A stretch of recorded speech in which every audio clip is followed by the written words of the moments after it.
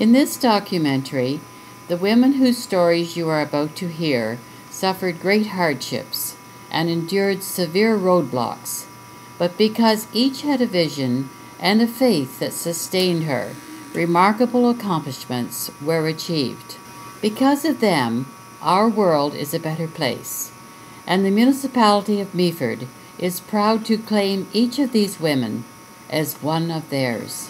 As in the words of the song, "I Did It My Way," the women encountered sometimes more than they thought they could handle. But in the end, they did it their way. On May 11th, 1864, Mary Alfreda Gifford began her remarkable life journey. Born in a humble log cabin, her parents, Alfred and Mary, were homesteading on a 50-acre parcel of land on Duxbury Side Road in St. Vincent Township. A teacher at nearby Mount Pleasant School, it was not uncommon for Alfred to be cradling his grain in the moonlight. At age 5, Retta, as she was called, moved with her family to a farm at Riverside on the 7th concession of St. Vincent, where a spacious new home awaited them. Here Alfred devoted himself to full-time farming, introducing Holstein cattle to the area, encouraging people to plant apple trees, and becoming involved in the political scene. His activities greatly influenced his daughter Retta. The eldest of 8 siblings, Retta was expected to help in the farm duties. She completed her elementary education at Riverside School, but was 18 before it was possible for her to pursue secondary education. She enrolled at Owen Sound Collegiate, and by the time of graduation had become a strong, intelligent woman, determined to study medicine in what was then a totally male-dominated profession. She enrolled in Toronto Medical College and in 1892 qualified as a member of the College of Physicians and Surgeons of Ontario. She returned to Owen Sound, where she practiced for 2 years. Soon she felt the overwhelming call to become a medical missionary in China. Retta thus became the first single woman and the first medical missionary representing the Methodist Church of Canada to be sent to Shantou, West China. A long, arduous journey was ahead of her. There was the dangerous trip up the Yangtze River. It was a cruel river, with a strong current and full of dangerous rocks and shoals. The ferry on the Yangtze was pulled by coolies, walking along the shore on tiny paths carved out of the rock face, their bodies bent forward, pulling so hard their faces almost touched the ground. Here the inevitable happened. The boat hit a rock and capsized. In their long dresses and bustles, it was no easy task for Retta and her traveling companion to save themselves from the muddy water. In their struggle, they saw hundreds of Chinese lining the water's edge, staring at them, completely mesmerized. It was a remote part of China where white people had rarely been seen. The native Chinese were too overcome with curiosity to help. In spite of the hardships, Cupid was traveling along with them on their riverboat. A Canadian Methodist medical missionary by the name of Dr. Omar Kilburn had arrived in China in 1891. He had recently suffered the tragic death of his bride, Jenny, who had died from cholera on her way to Shantou. When word reached the mission that new missionaries were coming, Dr. Kilburn was dispatched to meet them and escort them to Shantou. In the 3 months' journey from Shanghai and up the Yangtze River, there was lots of time to get acquainted, and their engagement was announced before they reached their destination. In May 1894, Retta married Dr. Omar Kilburn. The day after their marriage, they proceeded to Loshan to open the mission's second station, and where Retta later established a 90-bed hospital for women and a training school for nurses.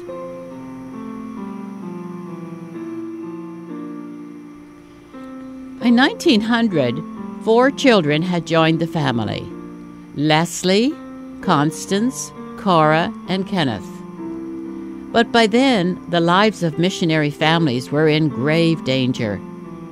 Beginning in 1898, in response to imperialist expansion and missionary evangelism, an anti-imperialist, anti-Christian movement arose, known as the Boxer Rebellion.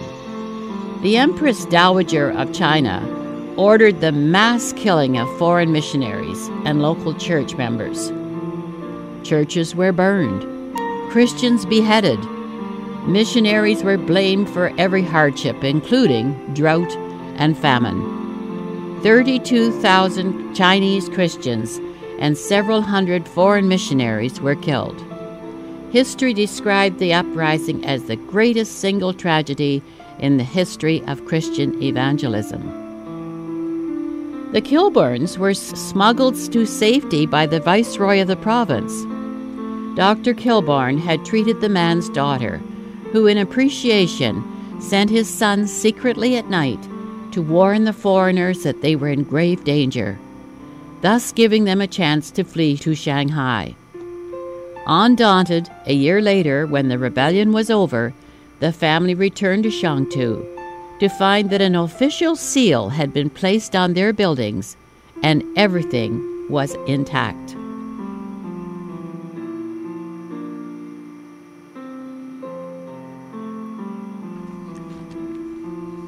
For thousands of years, foot binding was common in China.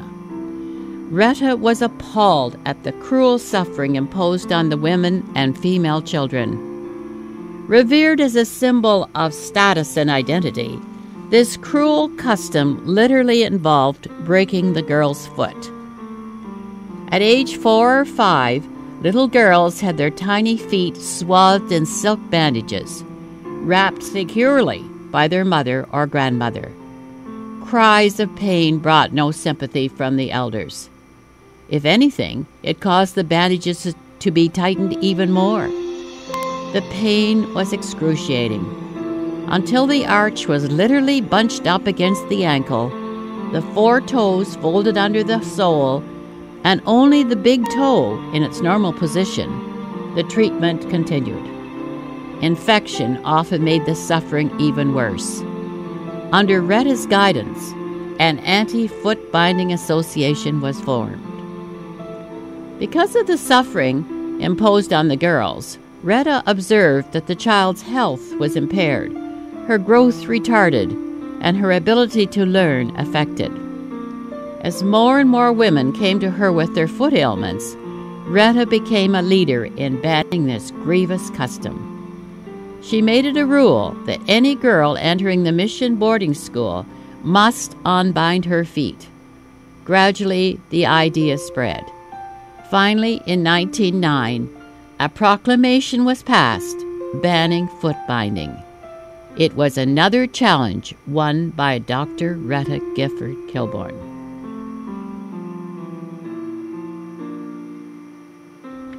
Years passed. While on furlough to Canada in 1920, Retta's beloved husband Omar died of pneumonia following an attack of the virulent influenza that followed the First World War, 1914 to 1918. Retta again offered herself as a missionary to the Women's Missionary Society. It is worthy of note that during her marriage, Retta was not paid as a physician or teacher of nurses. Rules did not allow spouses to each earn a missionary allowance. For all those years, Dr. Retta Kilburn worked literally as a volunteer.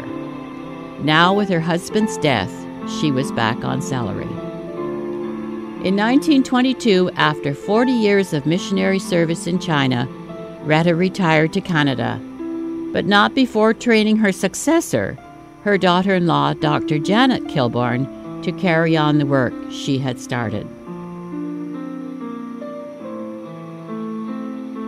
In 1942, at age 78, Retta Kilburn's indomitable spirit soared to its reward. The baby, born in a humble log cabin in St. Vincent Township, died a heroine and an example to many. Her legacy lives on in China through the West China Hospital, one of the largest hospitals in the world. It has become a major teaching and research facility of international significance. The Canadian Mission Hospital for Women and Children in Changtu still thrives today as well. By common consent, one of the greatest contributions made by Retta was in the treatment of children's diseases. She will always be commended as well for her success in getting Chinese women admitted into university and medical college.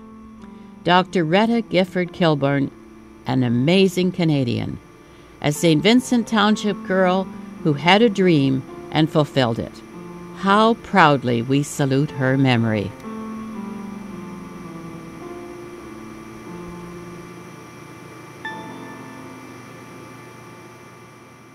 Saluting two Meaford women daring to pioneer in politics. Jessie Gardner. 12 years after women were given the right to vote, Jessie Gardner became the first woman ever to be elected to Meaford Council. Wife of A.B. Gardner, principal of Meaford High School, Jessie was also a high school teacher, but chose to stay home with their two daughters, Jane and Marion, while they were young. From 1941 to 1947, she remained a strong voice on council. In 1948, she ran for the mayor's chair, but was narrowly defeated by Stanley Knight, thus ending her political career. In 1942, Jessie was joined by another pioneer career woman, Alice Clement. The Meaford Express dubbed her as a woman ahead of her time. Her story is worth telling. Born on the farm in the heart of the Queen's Bush in 1880, Alice moved to the village of Meaford in 1904. She saw the opportunity of finishing her schooling and fulfilling her dream of becoming a teacher. At age 24, she courageously enrolled in Meaford High School, 12 years after leaving the rural school where she had obtained her elementary education. 3 years of high school and 1 year of model school gave her the certificate to teach.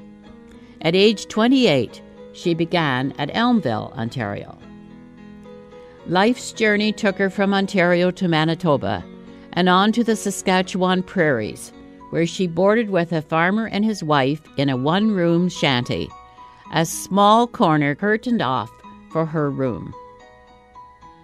She returned to Meaford briefly in 1914 to marry Walter Clement. Their honeymoon was spent traveling to Kamloops, British Columbia, where Walter had a job working on the CNR near Yellowhead Pass. Alice was the only woman in the construction camp that summer. Pregnant, the Clements moved into Kamloops, where later their two sons, Gordon and Harold, were born. Always eager for a new challenge, Walter took a job with the Hudson Bay Company as an engineer on a supply boat heading for Alaska. Alas, disaster struck.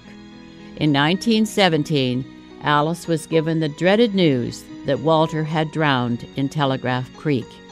She was now alone with two small children. In her grief, she realized Meaford was calling for her to return. So boarding a train with her babies, home she came. Working as a supply teacher, caring for her elderly mother, and raising bees, she made a little income. Then, in 1942, she joined Jessie Gardner in public life. It was still very much of a man's world in those days.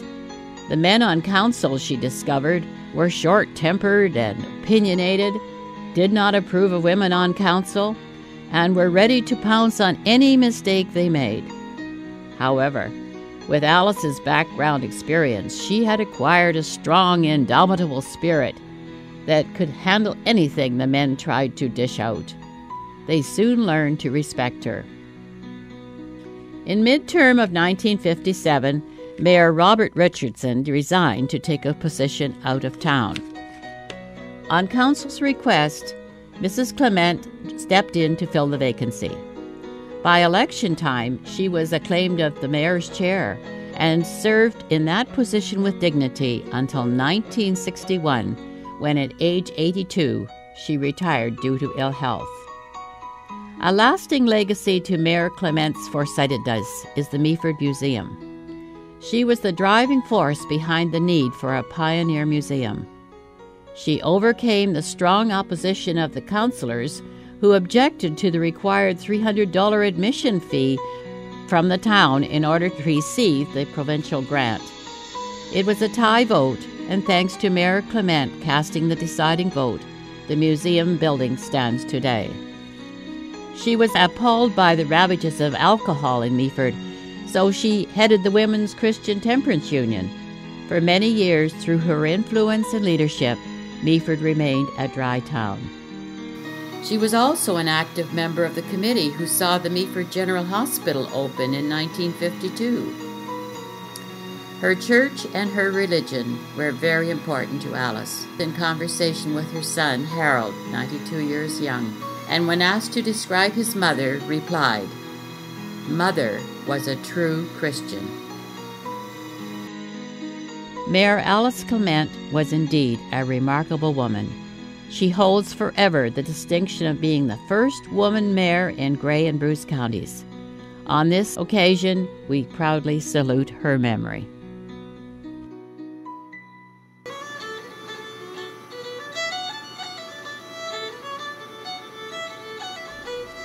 On Highway 26, on the outskirts of Meaford, nestled under the hill of the Niagara Escarpment, is an old-fashioned country market known as Grandma Lamb's. It is a Meaford institution that has become part of our local heritage. Open year-round, people drive for miles, not only to purchase fresh fruit and vegetables, but to be warmly welcomed by the gracious and friendly Grandma Lamb, the face, soul, and brains behind the organization. Grace Lamb, at age 83, still keeps the books, does the payroll, orders supplies, all without the help of a computer. She works in a tiny office within earshot of the main store and frequently appears just to say hello. The store itself is unique.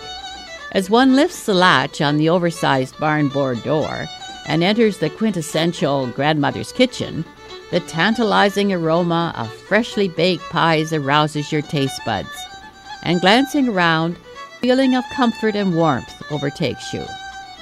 Old-fashioned kitchen cupboards display fresh baking. Open shelves are filled with homemade jams and jellies. An old telephone, reminiscent of the days when rural lines were in vogue, is mounted on the wall. And a collection of photos and plaques tells you that this is a family where love abounds and where its roots and heritage are valued. To tell the story of how Grandma Lamb's country market came to be, one must step back in time to another generation. We will go back to January 10th, 1904. That day, in a humble log cabin built in the 1840s near Sunnyside Beach, on the 7th concession of St. Vincent Township, a baby girl was born. The daughter of Ben and Annie Doran, they named her Mabel. It is interesting to note that the family donated this cabin